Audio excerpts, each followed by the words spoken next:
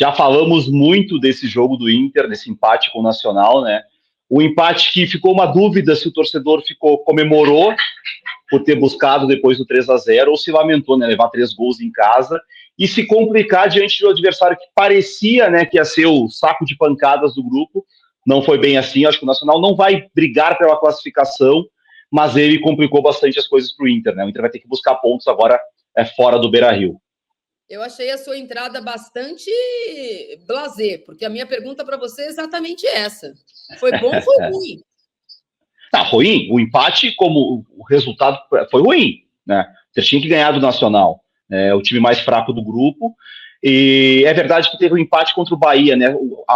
Ontem reforçou a importância daquele gol do Valência contra o Bahia, em Salvador, na Fonte Nova, porque foi um jogo que o Inter não jogou bem. O Bahia foi superior, mereceu vencer o jogo. E ali no final, num erro do goleiro, foi o Ronaldo naquele jogo, né? O Bahia tem esse problema que o Ceni não consegue achar um goleiro. O Valência fez o gol de empate. Imagina se o Inter tivesse perdido aquele jogo. Né? Então, ontem, só que aquela gordurinha que o Inter acumulou no empate lá em Fortaleza foi embora, né? Empatando ontem, ficou numa situação que vai ter que buscar ponto. Ou vai ter que buscar ponto na Colômbia contra o Atlético Nacional, que eu acho mais difícil, ou em Montevidéu, porque pode chegar no último jogo, a gente estava até fazendo as contas aqui, né? O Bahia ganhando hoje e tal, e se o Inter perder na Colômbia, muito provavelmente o Inter vai chegar no último jogo enfrentando o Bahia aqui, precisando ganhar para classificar, e o Bahia talvez jogando pelo empate, né? Daí vai ser uma situação que não era esperada depois do que aconteceu na primeira rodada, empatando na Fonte Nova. Me fala o que aconteceu essa semana com o Inter. Time campeão estadual, impediu o 8º título do Grêmio, faz um campeonato brasileiro bom, de novo apontado com um dos favoritos, olha o Roger, tal.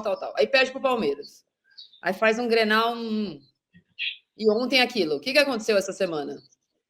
Eu acho que não essa semana. Eu acho que todo o início de Brasileirão do Inter, ele era bastante complicado, né? A sequência, a estreia contra o Flamengo fora, aí o Cruzeiro em casa era o jogo menos complicado dessa sequência, né? Depois Fortaleza fora, o Palmeiras, que é sempre difícil em qualquer lugar, e o Grenal.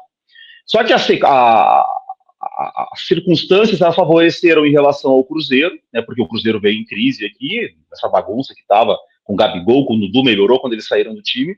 E o Grêmio, que se transformou em um adversário mais tranquilo ao longo da temporada para o Inter, demitiu o treinador e os caras correram muito mais do que estavam correndo. Né? O futebol brasileiro tem esses milagres. Né? O time que levou 4 do Mirassol na quarta-feira, com os jogadores chegando atrasado, tomando drible e parando, uma facilidade enorme, correram muito no sábado.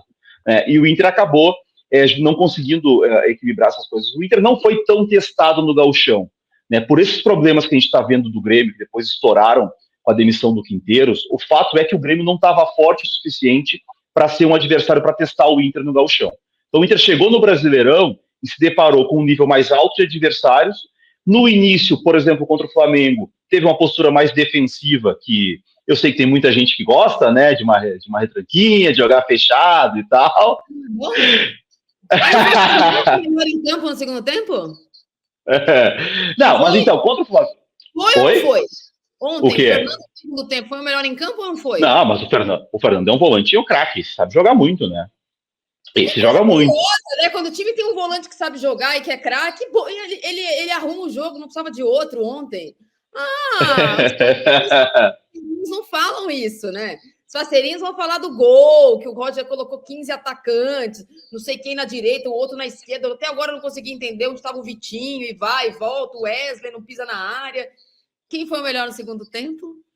Não, o Fernando é um jogador de exceção, né? O Fernando, e para mim já tinha sido o melhor jogador do gauchão, mais até do que o Alan Patrick. Nos Grenais ele dominou o meio-campo.